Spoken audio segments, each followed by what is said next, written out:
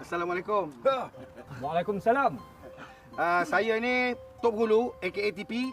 Kampung Sinaran Baru ni menggesalah anda-anda semua ni melepaskan keluarga Abu tu. Dia ketawa lah. Kau orang nak aku lepaskan mereka? Itu sebaik-baiknya. Dia orang nak kita lepaskan Razif.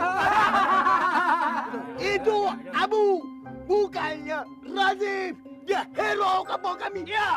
Dialah yang menyelesaikan masalah tandas duduk tempat kita.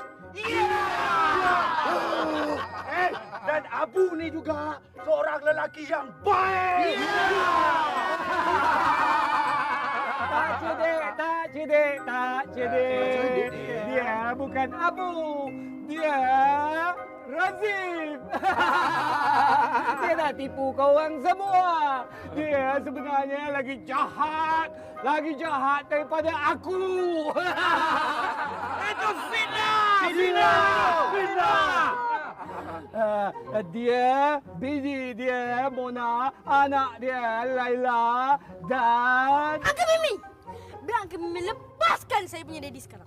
Yummy! Ya, Uncle Mimi. Kampung people. Ya! Dan juga saya punya kampung boys. Akan halang Uncle Mimi daripada bunuh daddy dengan mami saya. Apa lagi? Lepaskan sekarang! Kau tak nampak ke orang-orang kumpadan dia orang besar? Senjata kita orang pun besar. Kalau itu jawapannya, maka terpaksalah kami buka silang!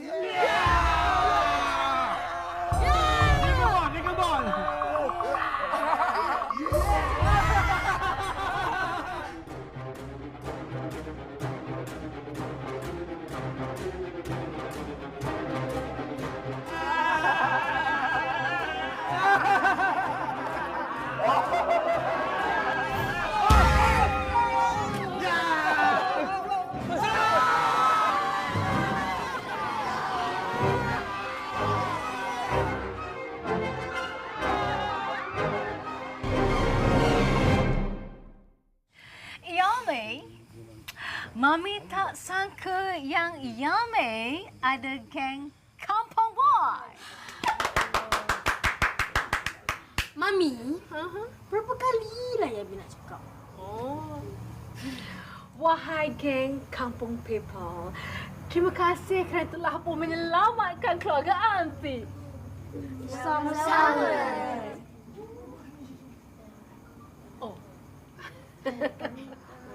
Kalau nak balik dulu lah, Aunty. Dari Dani, jadi kita nak balik dulu. Okey, bye.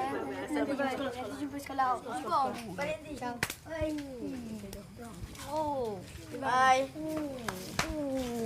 Yummy, you mean you have so much friends?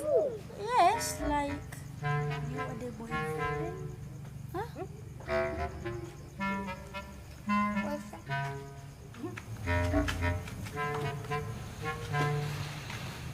Cik Fern.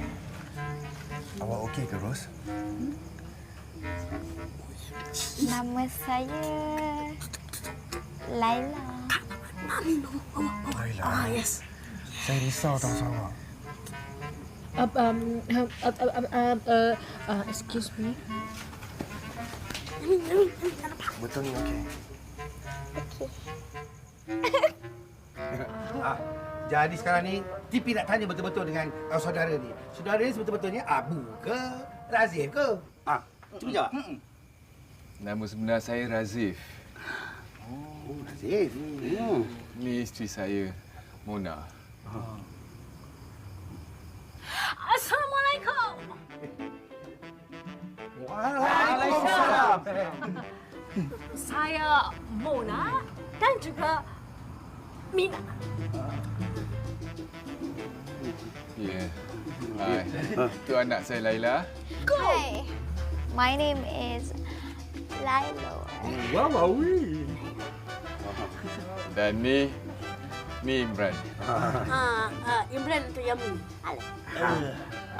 Bukan Adam kan? Tak.